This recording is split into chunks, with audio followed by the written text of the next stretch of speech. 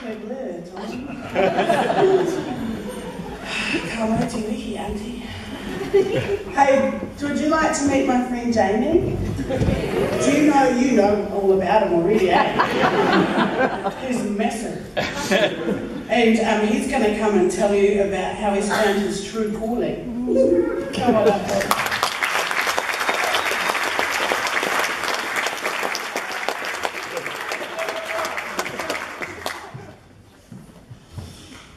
Hi, I'm Tom. I'm Jamie. I'm a brother and a father. I've been a youth worker, a DJ, a tree pruner, a waiter, a restaurateur, a radio station manager, a record company executive, a landscape designer, and a stonemason. In the last 3 and a bit years, I've discovered my happy place. I was born into a household in Central Hawke's Bay that loved Harry Belafonte and Sir Harry Lauder. None Muscuri, sorry, I'm not on the microphone, thank you. None Muscuri and the Seekers. It was an Anglican household, and I was brought up singing hymns, and still when I walk alone at night, it's hymns that I remember all the words to. When I was 17, I hitchhiked to Wellington to see my first international concert. It was Little Feat at the Wellington Town Hall. First album I bought was Transformer. I've always loved records, not just the music, but the whole package. The fact that they're such a bold statement, they're a flag that I can fly. I had a late night cafe in Auckland, and I filled it with music, live and, unbelievably, I'll look at these slides. That's the DJ days. Live and recorded. For a while I worked for a large record company, and then I went on to work in other aspects of the music business. It kind of broke my heart. So much of it wasn't really about music at all. So 20 years ago I moved back to Hawke's Bay, and I started gathering friends once a month, and we would listen to and talk about music for an evening a month. Most months they are my best nights. Approaching my 50th birthday, my sisters asked me what I would like as a birthday present. I decided I'd like live music at my birthday party. I heard a guy called Warren Love on New Zealand Live on national radio. So I approached him, he agreed, and the birthday arrived, Warren arrived, my guests arrived, and the party began. But I hadn't really thought it through. Warren's a folk musician. This wasn't going to be dance music. So at a certain point I gathered everyone into my sitting room, and Warren began to play. It was the most extraordinary musical performance I had ever seen. It was more of a sharing than a performance. Warren looked each and every one of us in the eye as he sang, and he was incredibly open and real. We were spellbound. The feeling in that room was extraordinary. This led me to find my happy place. It took some years to gestate, but since March 2013, I've hosted about 40 house concerts. I call them my sitting room sessions. I was living in a grand old villa, a grand old icebox up on Brewster Street, and I heard of a lady called Sam R.B. Sam had been invited to Hawke's Bay to perform at the New Zealand Sports Awards because her song Stand Tall had been selected as the New Zealand anthem. So I contacted Sam, and she was thrilled to be asked. She'd never done a house concert before, but we decided to bluster ahead.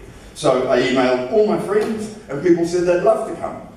A few days before the show, Sam rang me and asked if I would mind if she brought her friend and mentor to come with her and perhaps accompany her on a few songs. Mike Chun. Mike Chun as in split-end citizen band Mike Chun. Mike Chun as in kind of legendary luminary of the New Zealand music scene. Yeah, sure Sam, no worries. Gulp, up a notch. That night was amazing. Sam's raw fragility combined with Mike's exuberant confidence kept us all enthralled.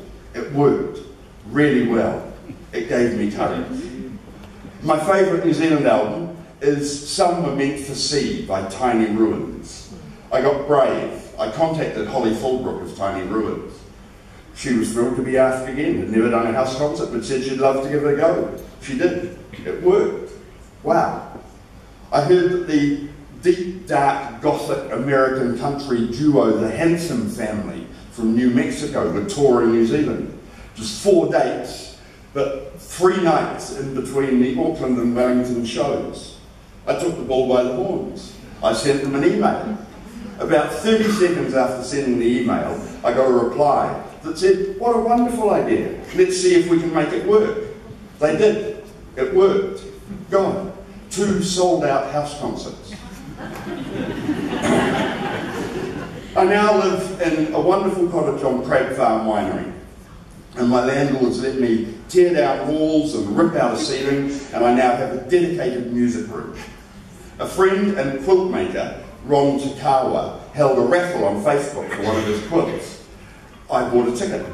I won. I travelled down to Palmerston North to select a quilt. It was really tough. Ron weaves legends into magical quilts. I chose one mainly because it had kind of tapa colours, and I really love tapa cloth, and I hung it in pride of place in my music room. At the next house concert, I told the story of winning the quilt. A regular guest, Lana, came up to me afterwards with tears in her eyes. "What a perfect quilt for you, Jamie," she said. "Do you know what it means?"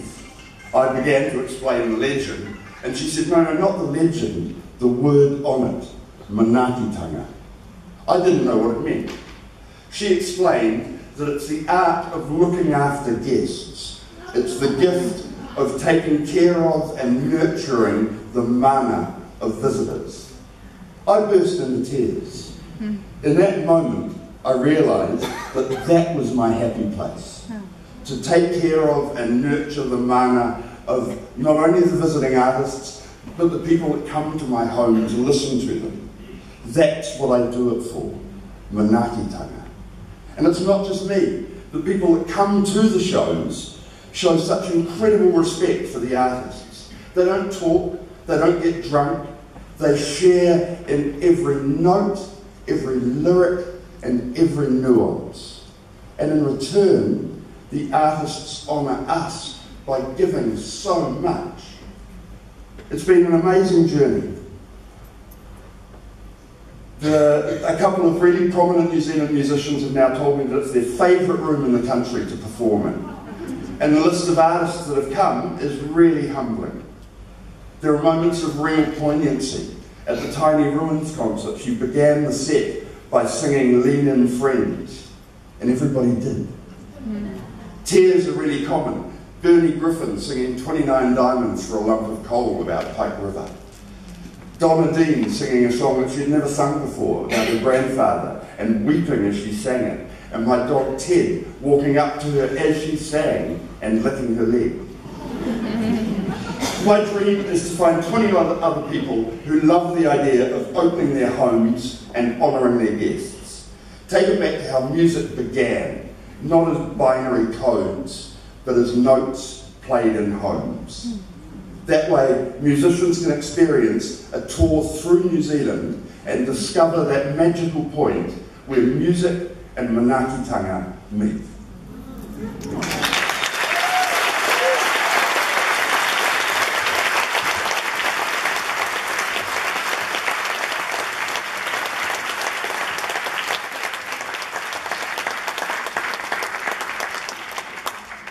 Firstly, Jamie, the moustache. Oh, it's nice.